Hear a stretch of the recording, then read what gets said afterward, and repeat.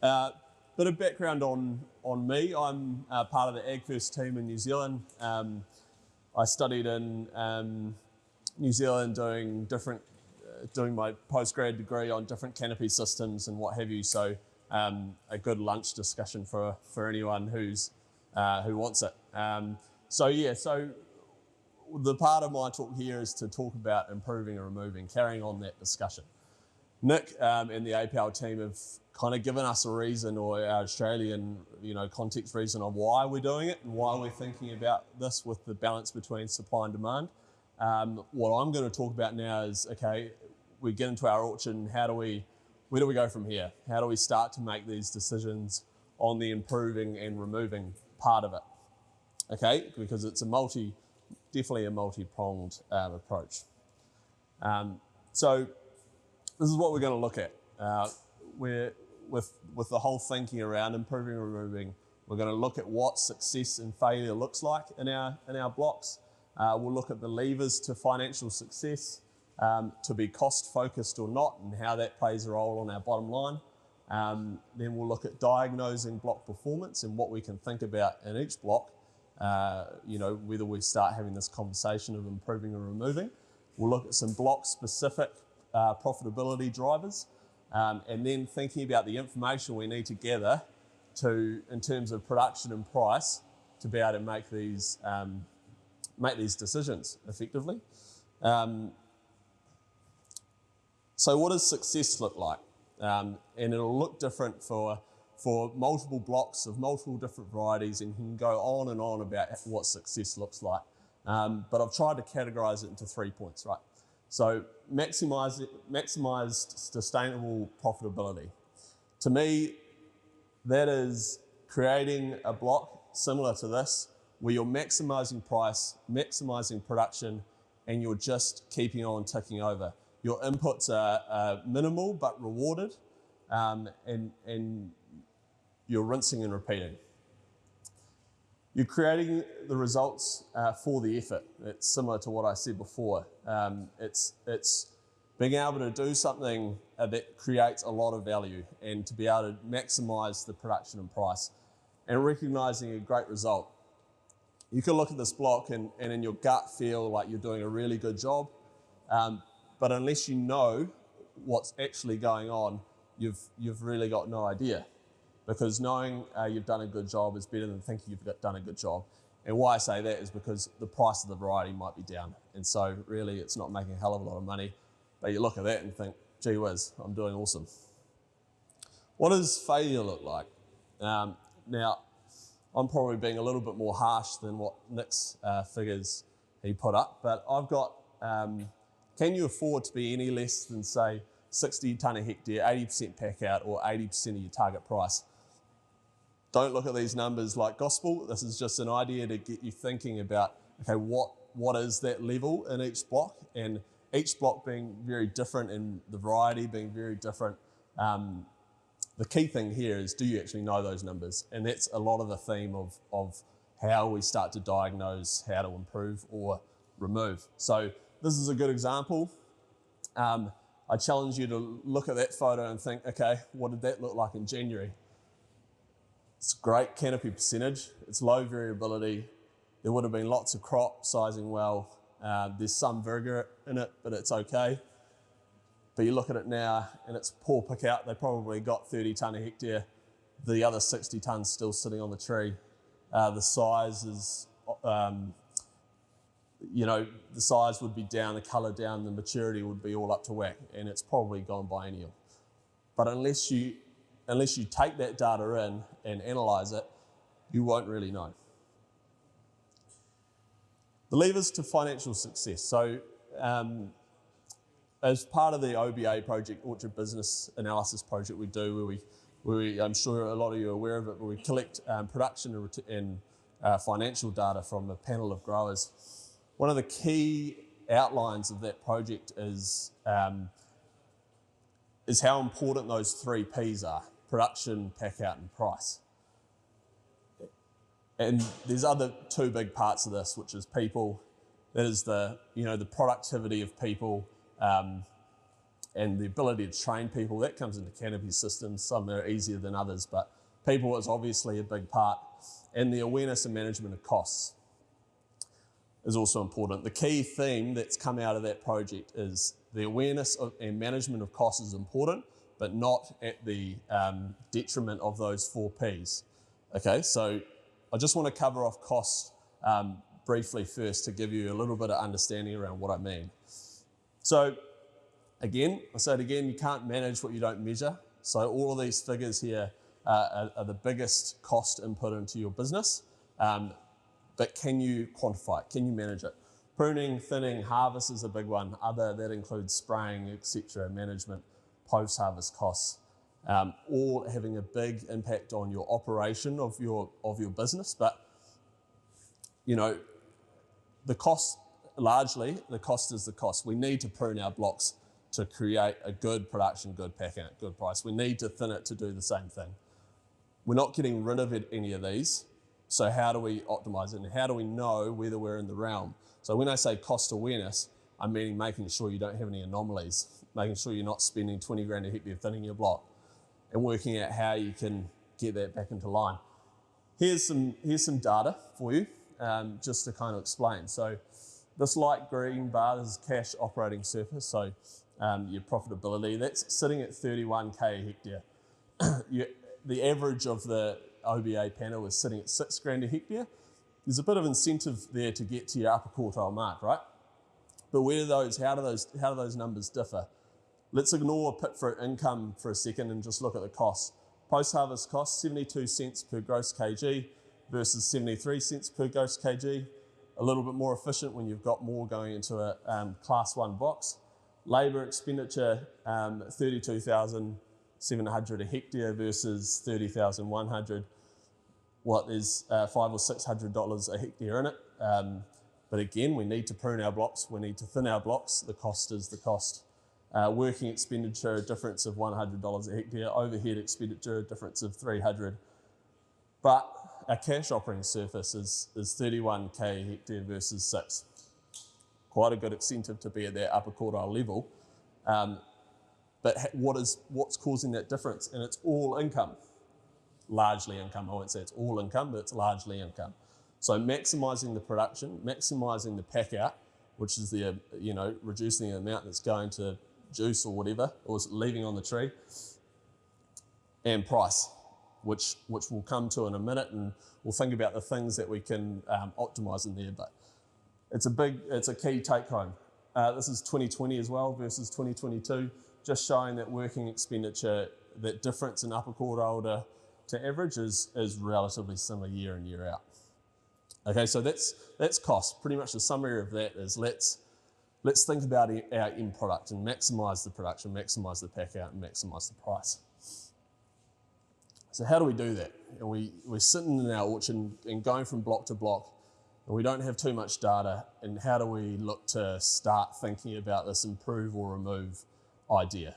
Okay, so we've split this up into 4 categories of block status, and each of these categories, to me, you've got a different strategy on what you might do for these blocks. So we'll just go through them. You've got a good block of a good variety. Now this is pretty self-explanatory. It's your gem. If it's not broke, don't fix it. This is rinsing and repeating and figuring out ways of, okay, it's really good, how can you make it excellent? This is an example of what I was defining as success. It's putting little but the right effort into creating a really, really good product.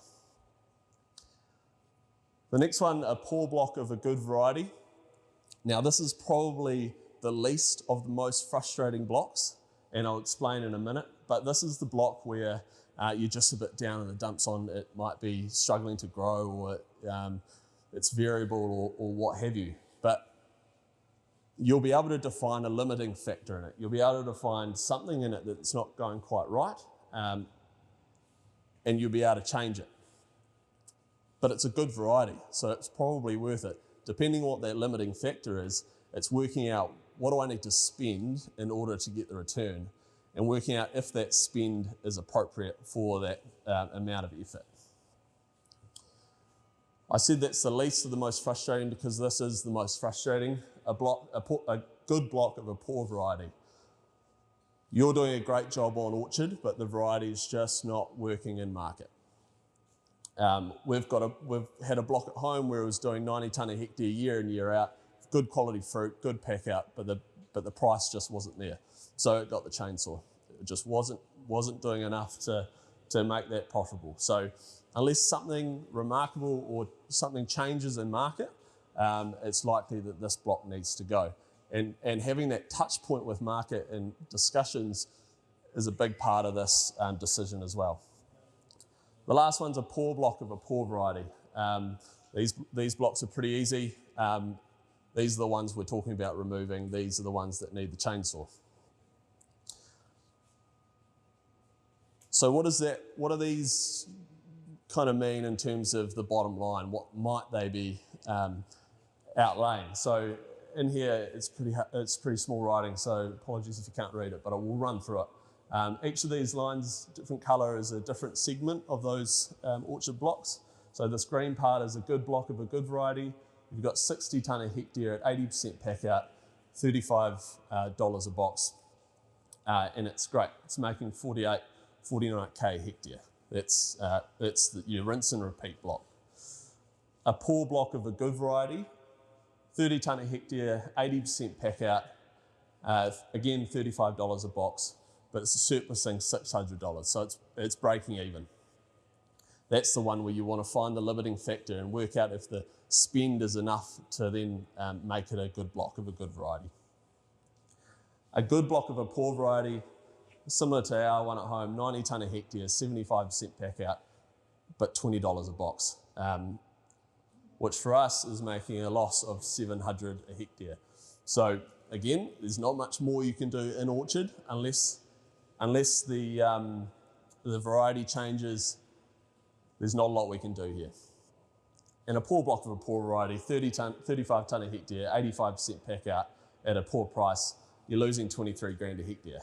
And the thing here is, if we don't know these numbers and it's losing 20 grand a hectare, and we've got just a good gut feel that it might be doing all right, it's likely to stay in and be a drain in profitability. So this is the whole conversation of the improve and remove that we need to think about. So we've got that idea. We could probably know where we can stab different blocks into these different categories, but if we want to go another step further, which is highly recommended, and you know what Brent's doing here at Redland, is knowing the data and collecting everything that you need to know to make these decisions pretty simple.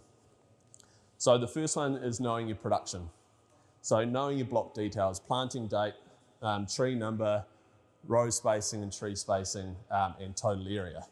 These are the ones where when you collect the bin number off the tractor or back from the pack house, you can start to calculate your tonnes per hectare, etc., etc. Branch number, percentage of full canopy, winter TCA. These are kind of extracurricular points where you can start to calculate, okay, what's going wrong in orchard, or how can you optimize these to make the performance better. And then there's knowing your harvest details. This is where the dollars and cents come in. Knowing your harvest, total harvest bins, your average bin weight, your fruit size, your pick out, your pack out. I think from the week here, there's a lot of disconnect between these numbers and actually knowing for each block what the result was. In this data, you can only calculate this cash operating surplus if you have each of these points to make a good informed decision. So working out what these are is going to help you to make that improve or remove decision a lot easier. And then there's price. So what are the increases or decreases in price, per kg? And this is very variety specific, but we'll go through each of these points. So fruit size, in market, a lot of this is comms with the market, but in market, what fruit size for each variety is too small, too big, or what is the optimum? and how are you managing those blocks to hit that target. Fruit colour, working out if there's any premium for high coloured fruit. Eating quality, taste, crunch, pressure, sugar. You know, back in New Zealand, we're starting to see incentives for fruit quality in terms of maturity at harvest. So something to look out for. Marketable fruit recovery, obviously the pick out and the pack out are going to increase your price. Working out whether there's a sale window or date that you know, you can get obviously better money for earlier fruit, what have you. And just being aware how that price ranges from top to bottom and what you can do to hit that sweet spot of profitability. And there's a number of ways in orchard that you can use, largely crop load, that you can use to hit fruit size targets, pack out targets, and there's a lot of techniques you can use. So here's an example. This is some variety benchmarking where we're looking at profit per hectare in tonnes. And so obviously it ranges from, you know, negative 30 grand a hectare to 89 grand a hectare or what have you.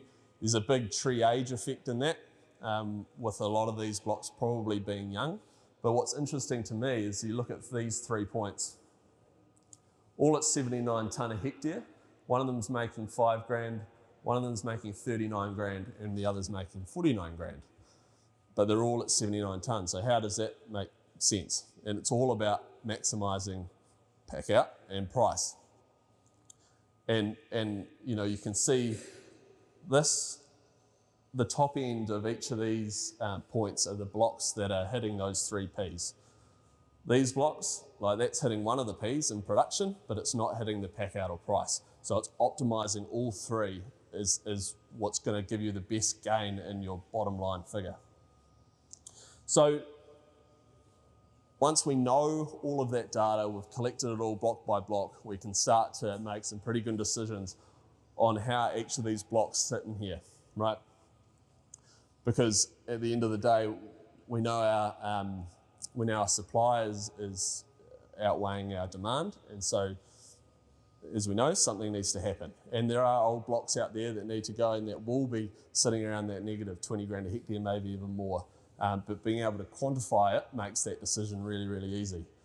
So to make good decisions, you need good data. That's been pretty much the theme through this whole presentation. And the big one is if you're not making money, you need to know where you should be focusing to get your best bang for buck. And a lot of that is in that improved block. So a block that's just not quite doing it in orchard, it's a good variety. So working out what the best spend is to get the most bang for your buck. And then make the decision, improve or remove. So with this, I encourage you to kind of retain a lot of that theme, and we'll go out into the orchard and kind of talk about each of those categories, as well as you know, what Brent and the team are doing in terms of pruning strategy, etc., to improve that bottom line effectively. But yeah, thank you and welcome any questions.